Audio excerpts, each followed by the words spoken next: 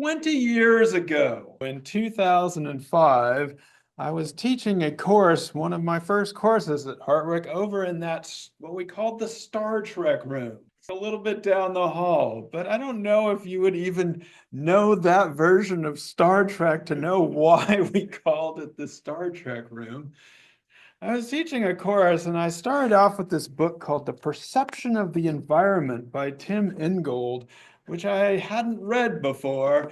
And I just assigned it to them because I knew I had good vibes about the author. And I know from graduate school that he was supposed to be good. But then I opened it up and we started reading it, and I realized that I was in big trouble, that this was way too out there for people. But it was so good and it was so important that I ended up using it in a bunch of other anthropology courses eventually, including an environmental anthropology class. And you missed the cultural ecology version of it when I did it for cultural ecology. And I also used it for the history of anthropological thought in 2022. I almost use it this time around because it was so good, but it's 25 years old now, the book. And that was 20 years ago. And I've used it so much that it falls apart. There's sections of it that just come out. It's a very well-worn, dog-eared copy of it. And it's very good, but it's a little bit old. But Ingold is an incredibly interesting thinker, if a little bit hard to understand. He wrote a follow-up book. He's written lots of books, but there's three essays books that he wrote. A follow-up book was called Being Alive. Wait, do I have that? Oh, yes. I used this once in a course for first-year students, and it almost killed everybody. That was bad. I kept coming back to the perception of the environment instead for more advanced anthropology people.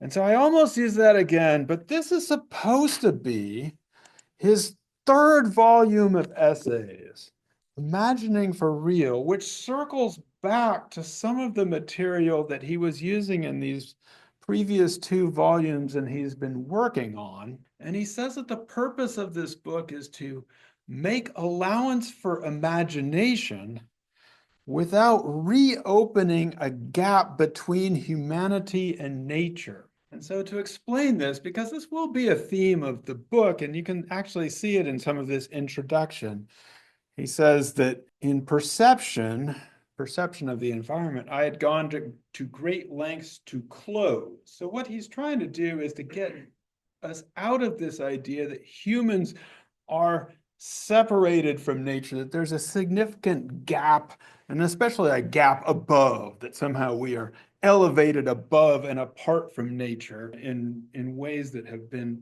quite bad for our lives.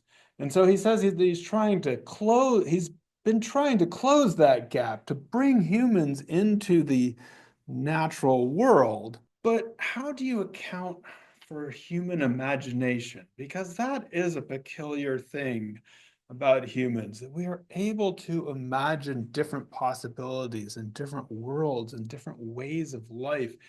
And we don't know that other creatures are able to imagine in this way. They might be able to, but even if they are, they usually can't tell us about it. And that's another difference, is that humans can tell us about the things that they're imagining. But how do you take that imagination seriously without reopening this gap between people and nature?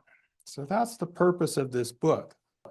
We're going to be jumping around a little bit in this book, not too much, but I wanted to start off with the first page of the introduction to chapter 5, and then we're going to go straight into chapter 19.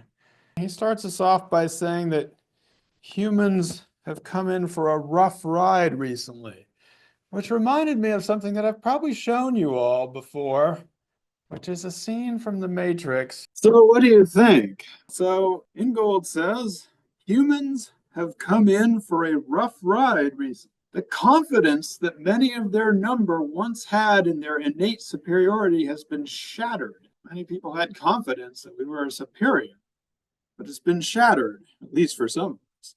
Amid accusations of wanton self-interest and unbridled greed. Ooh, yikes, sounds serious. The results of which can be seen around the world in environmental ruination, economic misery, social injustice, laterally, pandemic disease. Humankind, it is alleged, is a victim of its own success and must collectively mend its ways if the rest of creation is not to be dragged down with it into mass extinction. That's what Agent Smith is saying to poor Morpheus. He's saying that you are the disease on this planet. And if we don't cure you, the machines don't cure you of your disease, then bad things are going to happen. So actually, Ingold himself agrees a little bit. He says there is indeed substance to these allegations. Oh, there's some substance there. And they call for urgent redress. But of course, then he says, reality, the real picture, is a great deal more complicated. So why would it be more complicated? First of all, it's unfair. Who is it unfair to? It's not all humans that got us into this situation. Right? Humans are very varied, and they did a bunch of things.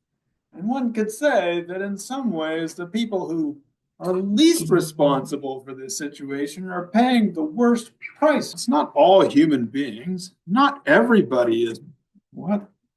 Not everybody is motivated by wanton self-interest and unbridled greed. That's not everybody. So that's one of the things that's unfair about these allegations that human beings are to be blamed for all the world's problems. The second reason, Ingold says, is that humans never act alone. Now, there's two aspects to this. So, one aspect in which humans never act alone is although people have tried to convince us that we are all individual automatons always acting in our self-interest, in fact, we are often seeking social validation and may even hurt our own self-interest in pursuit of that validation, getting validation from others, be not acting in your own self-interest. So that's one aspect of this. Ingold makes a swipe at the philosophers here to say that there's a bunch of people who have tried to convince us that humans do act alone. So again, there's two aspects to this. One are the people who try to convince us that humans are above nature, and so we are acting alone because nothing else matters but the activities of human beings. So we're the only people that are important in the world, and those dogs and kitty cats and baboons and everything else doesn't matter because it's humans that are important. But the philosophers, or some of them, have tried to convince us that we all operate as these bounded, self-interested individuals within our little shell trying to work for our own self-interest, when in fact, it's not the case. That's not how people actually act. Now, if you remember, that's what Ingold says his book, Perception of the Environment, was partially about, is how humans are a part of nature and part of a social world, which extends both to other humans, but to the kitty cats and dogs, and as we'll soon discover, the reindeer, who are bigger than kitty cats and dogs. And that's what we'll be reading about, is mostly reindeer in the next chapter, and some baboons too. I agree. Yes, and Ingold would agree too, that anthropologists have, like other philosophers, have been way too concentrated on human beings, even though our fellow human beings are the anthropologists are often studying with are very concerned with the lives of these animals, non-human animals, and the independence of those animals. So why does this matter what the other animals and other people around us are doing? I believe that the stakes are high, and PowerPoint believes so too, because when I put that sentence in, it gave me a casino where you're wagering a lot of money and it might all go down. And that's where we are in general, between the Bitcoin and the Trump coin and the meme coins. Our whole financial system being wagered on bets that you can make on your phone. Who knows what's going to happen? And this is what our economy is running. So why are the stakes so high? One thing, we are experiencing visible climate crisis. Things that are happening around us, we see they've happened before, but not at this intensity and levels. People's whole livelihoods being swept away, burned away. And certainly, although it may seem philosophically different, distant, that crisis has roots in this separation between humans and nature, and the idea that we are superior to, and nothing we or everything we do matters and nothing nature does matters. Nature is telling us that's not going to work for them. Let's put it that way. It's also tremendously unfair for those who did not contribute to the crisis as much as some did. So the people that are on islands that are at risk of submersion, or people who are in different indigenous communities whose lives are being upended by climate change. It used to be in the olden days, for those of you who are with me in cultural ecology, if you messed up your own environment, you were screwed, but it didn't affect everybody. You're just like, oh man, you were the virus, but then you had to either move on or die. But it wasn't like if you did something over there, it was going to affect me over here, only in odd cases. But now, certain people are having a huge effect. And I don't just mean the United States.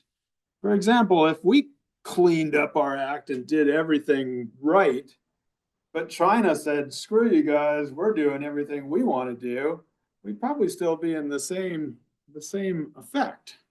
So the stakes are high in trying to address this globally. It's been very unfair. And we have to keep in mind that the richest of on the one hand, we're all in the same boat. We're all being potentially affected by this stuff. Fortunately, here in Oneonta, we've got it made for now. But in general, the world is all cooked together. But there's this new class of people, the super rich, who've decided that we are not in the same boat. They've decided that we, the super rich, are going to build our own boats, maybe spaceships, and we're going to go live on other islands or other planets, or just rotate around on yachts all year round. And we're going to sink your boat while we're at it. These are very dangerous times when you have richest people in the world not only coming up with their own little shelters, but trying to sink everybody else's shelter and get access to all our data and all that stuff. So I'm hoping that in this class, we're going to think differently, imagine a different set of possibilities. Now, I don't know if this will always be successful. And in some strange ways, this is not an anthropology class in which we're not going to be saying all the words and stuff that have gotten anthropology courses banned over the years and might be getting banned this year. I might never use the word hegemony in this class, for example. I might not ever talk about, but you should catch me if, for example, Ingold sometimes has some blinders about issues of race and ethnicity and gender and sexuality. And every so often you should say, hey, wait a second. Why are we only reading a bunch of guys here? Every so often that will happen, and we need to be careful about that. But in general, it's a very different and unique approach to these things that will hopefully get us thinking in a very different way.